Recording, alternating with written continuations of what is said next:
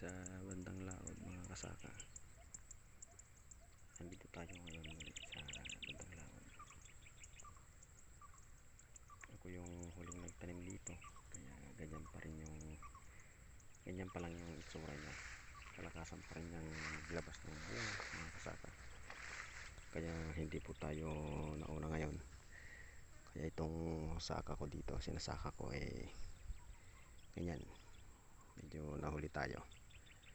So ang ina-expect natin dito mga kasaka na problema ay mga tayangaw. Siguro dito ang magiging pugad ng tayangaw pag nakaani na yung mga kapitbahay natin dito, mga kapitbukid. So yung palingping ko dun mga kasaka, dun sa may kalapaw na yan, mga kubo na yan, andyan, pwede nang kuhanin yung palingping. Yung palingping, ibig sabihin nun, yung mga naiwan sa gilid-gilid ng punlaan. Yun yung tinatawag namin palingping dito. Kaya siguro mga sunod na araw ay kukuhanin na namin yan. At sayang din naman pagka hindi makukuha. Mga 3 parte itong pagkukuhanan ko kasaka ng palingping. Diyan sa may likod ng barangay hall, dito sa akin, saka diyan sa may lampas ng mga puno na yan. Yan, meron pa ako dyan.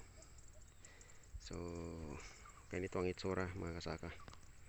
Yung palay ko dyan sa kabila, ganyan din ang itsura. Medyo nauna lang yan ng 10 days. Medyo mas mahinog na yun. Pero dito, so ganyan. Ang expectation namin dito mga kasaka ay ito. Meron siyang mga bukaw, kung tawagin, yung mga uban-uban na yan, yung mga puti na bunga. Patay na yan. Ganyan. Tsaka tayangaw. Yung mga lumilipad na sumisip-sip ng pagiging laman ng bunga. Yan yung mga expectation natin dito. Pero ganun pa man, try natin siyang agapan. Baka sakali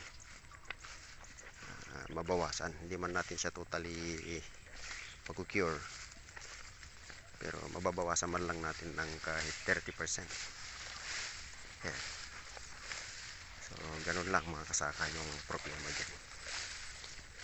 Yung mas makikita natin as of now, medyo nasa 35% na mga kasaka yung nakalabas.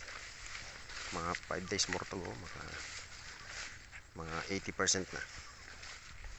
10 days more to go, 100%.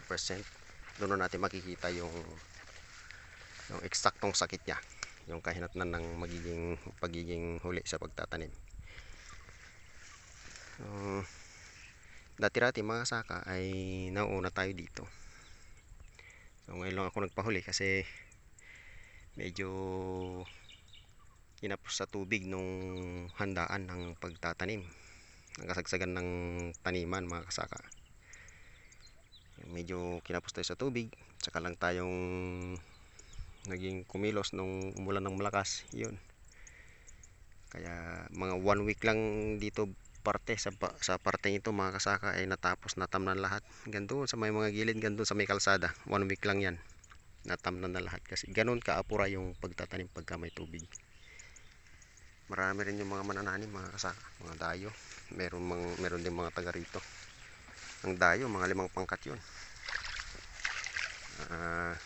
Yung mga merong bilang ng 30, 40 yung isang pangkat, meron ding 50.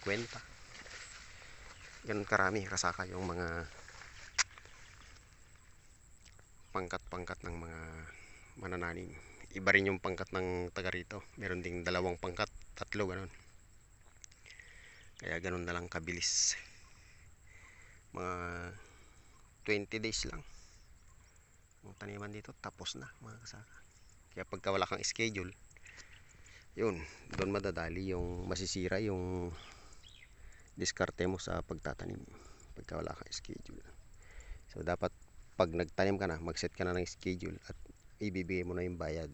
Ganun yun, para hindi mahuli sa pagtatanim. So ganito ang itsura ng palay ko dito mga kasaka. May hindi natin sila na tanggal yung mga damo. Meron ding mga naiwan, bagay mga kunti lang yan. Nahirap naman pagka walang damo mga kasaka. Meron at meron ding talagang damo may iwan. So yung banda doon may pahinog na yung mga palay doon mga kasaka. Makikita yung mga nandun. Yan yung mga pahinog na yan doon banda. Yan. Andyan yung akin na isa, 0.8 yun nandyan sa likod ng barangay hall mga kasaka. Yan. So ito makikita natin mga kasaka yung palay ko. Ayun. So ganyan kasaka yung palay na itsura ng huling nagtanim. Pero hindi naman ako yung huling nagtanim dito. Marami din akong kasama na nahuli dito sa parte dito. Tulad halimbawa dyan sa parating yan, meron ding kasabayan kong nahuli dyan. So tsak na ganyan din ang itsura ng palay niya. So ganyan din ang itsura ng palay ko dun sa palay niya.